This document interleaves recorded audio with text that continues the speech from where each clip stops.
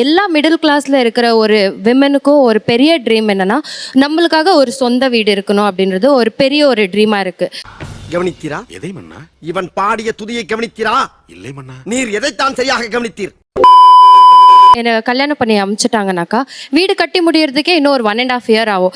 ஒரு 6 months இருந்துட்டு நான் அவங்க வீட்டில் போயிருக்கிறதுல எனக்கு சந்தோஷம் இல்லை. நீ உருட்டுமா, உன் நல்ல மனசுக்கு நீ தான் ஜெயிப்ப. அதான் சொல்லிட்டார்ல உருட்டு. உங்க கணவர் வந்து வேலைக்கு போக வேண்டாமா? இல்லை, அவர் போகக்கூடாது.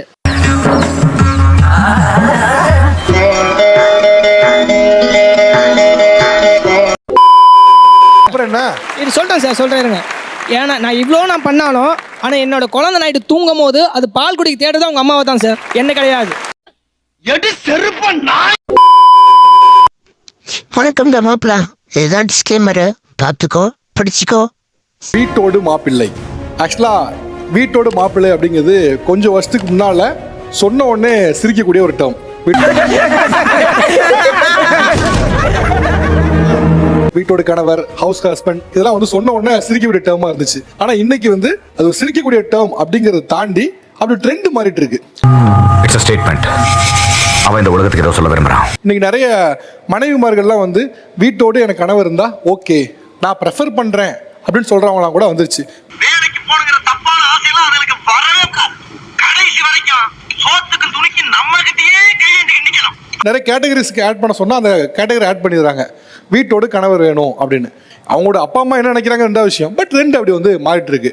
டேய் இப்படிலாம் பண்ணன்னு வச்சுக்கடா, நாசமா போயிருவடா, அழிஞ்சு போயிருவ. எண்ணத்தை மாத்திக்க, இல்லைன்னா நீ அவ்வளவுதான். பேச இருக்க தலைப்பு என்ன அப்படின்னா, ஆண்கள் வீட்டோடு கணவர்களாக இருக்கலாம், ஆதரிப்பவர்கள் வெர்சஸ் எதிர்ப்பவர்கள்.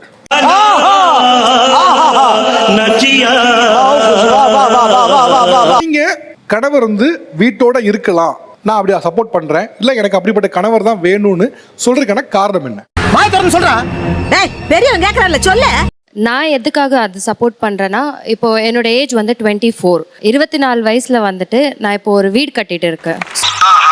இப்போ பார்த்தீங்கன்னாக்கா ஒரு ஃபேமிலி சப்போர்ட் இல்லாமல் ஒரு விமனை, ஒரு தனி விமனாக இருந்து நான் இப்போ ஒரு லோன் எடுத்து ஒரு வீடு கட்டிட்டு இருக்கேன். ஸோ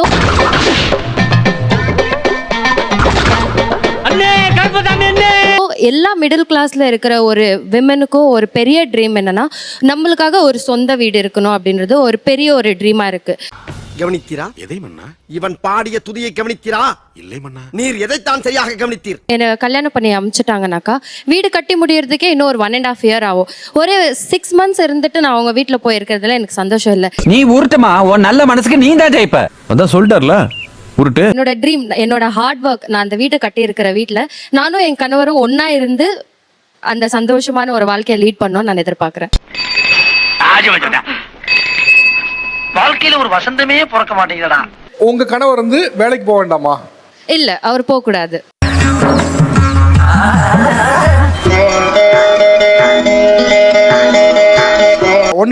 ஷுவரா என்னோட ஹஸ்பண்டோட ஏர்னிங்ஸ் தேவையில்லை, நானே இல்ல என்னால வந்துட்டு அவரை பார்த்துக்க முடியும்ன்ற நம்பிக்கை எனக்கு இருக்கு. டேய் வண்டி எடுங்கடா. I earn well and I earn sufficient. I started saving right now. Okay. So அவரை நல்லா பாத்துக்கிறது இப்பவே சேவ் பண்ண ஆமா, ஆரம்பிச்சிட்டீங்க. கண்டிப்பா.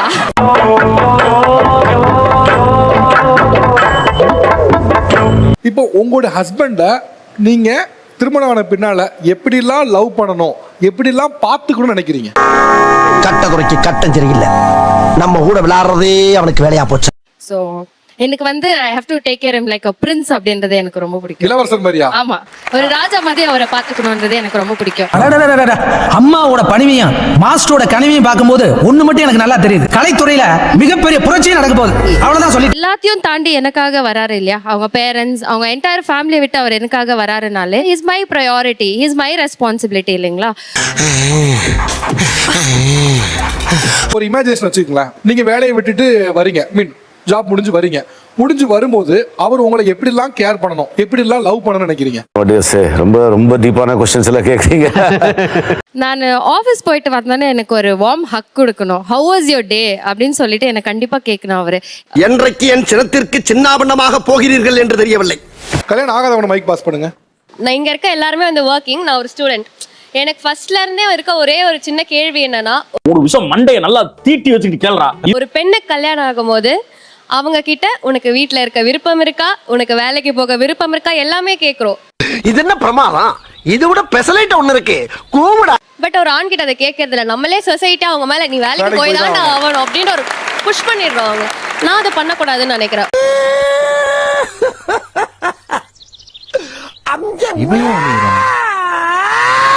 இது எல்லாமே செகண்டரி. எவ்வளவு சம்பாதிக்கலாம்.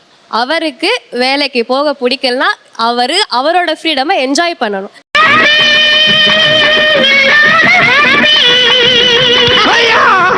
ஒர்க் ஃபோர்ஸ்ல வரல, ஒர்க் பண்ணணும், அதுக்கப்புறம் தான் திரும்பணும். சோ இந்த ஸ்டேஜஸ்க்குள்ளேயே என் கணவர் வந்து ஹவுஸ் வீட்ல இருந்த கணவர் இருந்தா ஓகே நான் மேனேஜ் பண்ணிப்பேன், இதெல்லாம் வந்து கொஞ்சம் ரொம்ப அட்வான்ஸா இருக்க மாதிரி நினைக்கலன்னு கேக்குறேன். இதே வயசுல இருக்க பையன் கிட்ட கேட்டீங்கன்னா அவங்க இதே பதில் தானே சொல்லுவாங்க.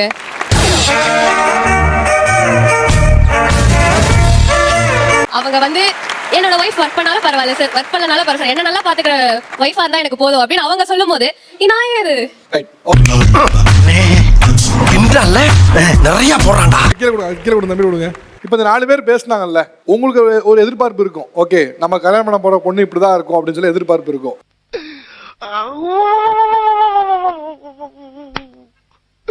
இன்னைக்கு என்னெல்லாம் பண்ண போறாரோ. அந்த எதிர்பார்ப்புகள் இந்த 4 பேர் சொன்னதுல அந்த எதிர்பார்ப்பு பூர்த்தி ஆற மாதிரி இருந்துச்சா? அதெல்லாம் 100% அப்படிதான் சரி. 100% இந்த எகத்தாளமெல்லாம் எந்த கிட்ட வச்சுக்காத, பல்லெல்லாம் ஏகி போகும். உங்க எதிர்பார்ப்பு என்ன? ஜாலியா இருக்கணும் சார், அவ்வளவுதான். ஜாலியா இருக்கணும். What is your aim in life? ஜாலியா இருக்கணும். ஜாலியா தான் சார் இருக்கணும். ஆனா வீட்டோட கணவர்னா ஜாலியா இருக்கிற கணவர் இல்லப்பா, வீட்டுல இருக்க வேலையை பாக்குற கணவர். ஒரு புது செல்லு அவனை மாட்டாடா என் பம்பர கட்ட மண்டையா. அதுதான் சார் கஷ்டமே. உங்களோட நோக்கம் என்னன்னா ஜாலியா இருக்கணும் தானே. அப்ப வீட்டோட கணவர் வந்து எப்படி ஜாலியா இருக்க முடியும்? அவங்க வேலைக்கு போயிருவாங்களே சார். ஏய் இந்தாப்ல என்னங்க இவன் சொந்தக்காரலாம் சொல்லி போன் நம்பர் வர சொல்லிடு. இன்னைக்கு ஒரு பிளட் போர்டு உள்ள போகுது வீட்ல நமக்கு. ஏய்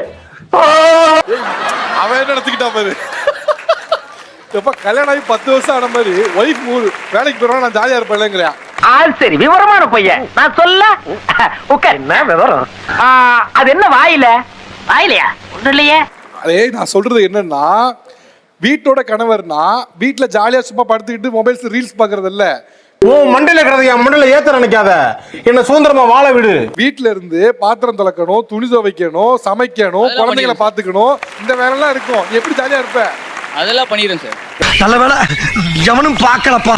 சொன்னாப்பானா லேசா தான் இருக்கு.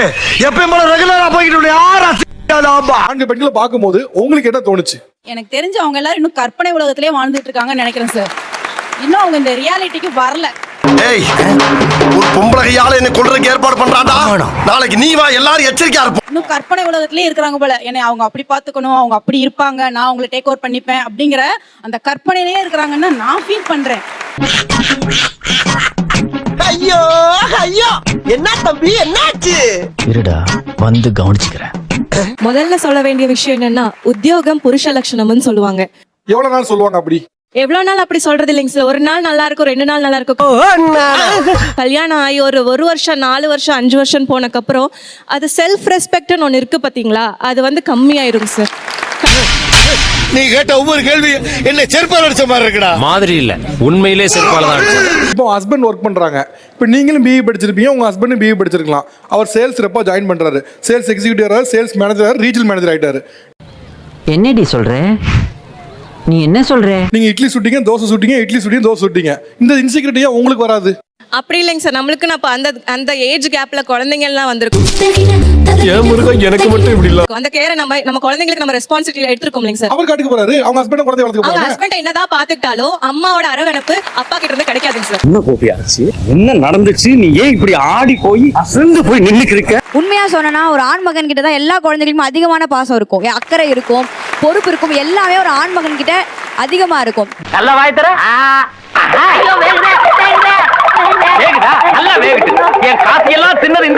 ஜெண்டர் ஈக்குவாலிட்டி இதுல பாருங்க, இதுல ஆணாலையும் பண்ண முடியும் சார். அவங்க டைம் கொடுத்தா அவங்க குழந்தைங்க பாத்துக்க முடியும். நம்ம விடுறதே இல்ல. நான் சோறு ஊட்டிக்கிறேன் குழந்தைக்கு, ஏன் அப்பா தான் ஊட்டட்டுமே. அவனுக்கு அவன் குஞ்சு மணி பிடிச்சா ஒழுங்கா ஒண்ணு கடிக்க தெரியாதியா? பொடி பைய ஏன் விடுறது இல்ல? நான் குழந்தை குளிக்க வச்சுக்கிறேன், ஏன் அப்பதான் குளிக்க வைக்கட்டுமே? நான் ஸ்கூலுக்கு கூட்டு போறேன், ஏன் அப்பதான் கூட்டு போட்டுமே? வலிக்குதே அம்மா, இந்த நாயை நம்பாதீங்க. எல்லாமே நானே பண்றேன் நீங்க எடுத்துட்டு பையன் அப்பாவுக்கு பொறுப்பு இல்ல, அப்பா கிட்ட அரவணைப்பு இல்ல, நீங்க எப்படி சொல்றீங்க? அப்பா கிட்ட அரவணைப்பு இருக்குன்னு நான் சொல்லல. அவனை சொல்லி நிறுத்துங்களேன்டா. அவன் நிறுத்துற அந்த லூசுக்கு மட்டும் வந்துட்டே இருக்கான் போடுறா. வர நிறுத்துற அவனை. அம்மா கிட்ட கிடைக்கிறானே, அப்பா கிட்ட கிடைக்காது. நான் என்ன சொல்றேன்னா, நீங்க விட்டாதானே அவகிட்ட கிடைக்குதா இல்லனே பார்க்க முடியும். அது உன்னால முடியும். அதையும் பார்க்கலாம்.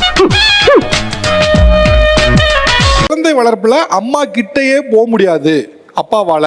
குழந்தைய கவனிச்சுக்கிறது, சாப்பாடு ஊட்டுறது எல்லாத்துலயுமே. அப்படி உண்மைதானா? இப்ப என்னடா பிளான்ல இருக்கு நீ? ஆண்களால குழந்தை வளர்ப்புங்கிறதுல அம்மா கிட்டே நெருங்க முடியாதா? அதுல இருக்க சிரமங்கள் என்ன? இன்னும் ஆரம்பிக்கவே இல்ல.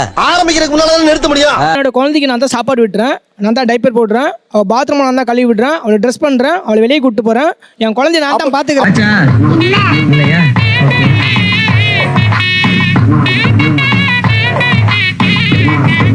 அப்புறம் என்ன? இது சொல்கிறேன் சார், சொல்கிறேன்.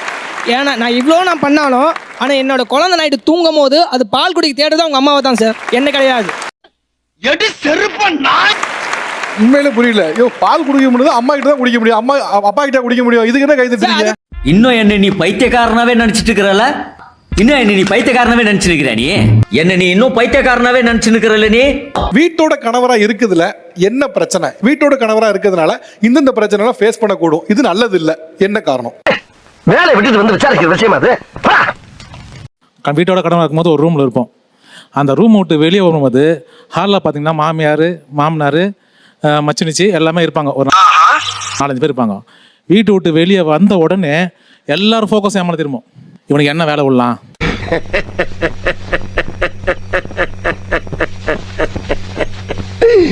ஐயோ. மாமியார் மேலே துணி காய வச்சிருப்பாங்க.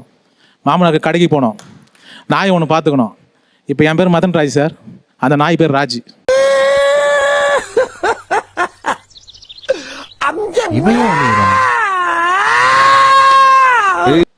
அது வேணுட்டு வச்சாங்களோ வேணுட்டு வைக்கலாம்னு தெரியாது எனக்கு. இப்போ நீங்க வீட்டோட கணவரா இருக்கீங்களா? ஆமாம் சார், இருந்தேன். இப்போ வெளியே வந்துட்டேன் சார், முடியல சார்.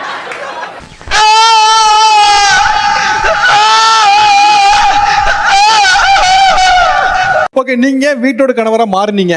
அதான் சார், மனசை மாற்றி கூட்டு போயிட்டாங்க சார். யாரு? என் ஒய்ஃபு சார். கல்யாணம் ஆகி ஒரு வருஷம் சந்தோஷமா தான் சார் இருந்தது. ஓகே, ஒரு வருஷம் மெக்கானிக்கா இருந்தீங்க. ஆமா சார். அப்புறம் உங்க ஒய்ஃப் என்ன வீட்டோட மாப்பிள்ளையா வான்னு சொன்னாங்களா? என்ன கொடுமை சரவணன். அந்த குழந்தைய பார்த்துக்க முடியல சார். ஃபர்ஸ்ட் என் மைண்ட்ல தோணுது வந்து, ஒரு குழந்தையால அரவணைப்பா என்னால பார்த்துக்க முடியல. அதனால தான் சார் நான் வீட்டோட மாப்பிள்ளையா போனேன். யார் சாமி இவன்? எங்கிருந்து வந்திருக்கான்? எங்க மாமியார் பார்த்துப்பாங்க. ஏன் வேலையை விட்டீங்க சார்? உட்கார வச்சிட்டாங்க சார் வீட்டில். நீங்க எல்லாம் வேலைக்கு போவேனா, நான் பாத்துக்கிறேன். யாரு சொன்னா? எங்க மாமனார் மாமியார் சொல்றாங்க. ஓகே, இப்போ நீங்க வீட்டோட மாப்பிள்ளையா மாறிட்டேன். இப்போ என்னெல்லாம் பிரச்சனை ஃபேஸ் பண்ணீங்க? இப்போ சாப்பிட போகும்போது நான் என்னோட ரூம்ல இருந்து கிச்சனுக்கு போறேன்னு வச்சுங்களேன், மூஞ்சில 10 பேர் காரி துப்புங்கடா. அப்போதான் எங்க மாமியார் தட்டில் சாப்பாடு எடுத்துன்னு வருவாங்க. எப்பா அந்த நாயை பாத்தியாப்பா ராஜி அப்படின்னுவாங்க. என் பேர் மதன் ராஜ் தான். என்ன நாயை சொல்றேன்னு எனக்கே தெரியாது. ஏன் சிரிக்கிறீங்க? மனசு ரொம்ப கஷ்டமா இருக்கும் சார். உண்மையிலே ஜோக்கா சொல்றீங்களா? Are you serious? இதெல்லாம் யோசிச்சு சொல்றதுக்கு ஒண்ணுமே இல்லை சார். இதெல்லாம் ப்ராக்டிக்கலா நம்ம நடந்தது சார். இது